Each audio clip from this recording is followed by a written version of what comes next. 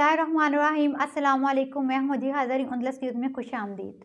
सर्दी की आमद के साथ ही मछली की फ़रोख्त में होने वाले गैर मामूली इजाफे का नाजायज़ मुनाफाखोरों ने फ़ायदा उठाना शुरू कर दिया और न सिर्फ कच्ची और तली हुई मछली के नर्क बढ़ा दिए गए हैं, बल्कि बासी मछली के धड़ल्ले की फ़रोख्त जारी है। आइए देखते हैं शेखुपुरा से मोहम्मद अजीम की ये रिपोर्ट। मछली फ़रोश लाहौर की मार्केट से सस्ते दामों बासी मछलियाँ खरीद कर इसे मुख्तलिफ केमिकल शुदा पानी से तर करके ताज़ा करार देकर सरेआम फ़रोख्त कर रहे हैं, जिससे इन्हें तो भारी मुनाफा हासिल हो रहा है, मगर शहरियों की सेहत शदीद मुतासिर हो रही है। तो दूसरी तरफ मछली के नरकों में भी गैर मामूली इजाफा कर दिया गया है, जिससे आम शहरी का मछली खरीद पाना मुश्किल हो गया।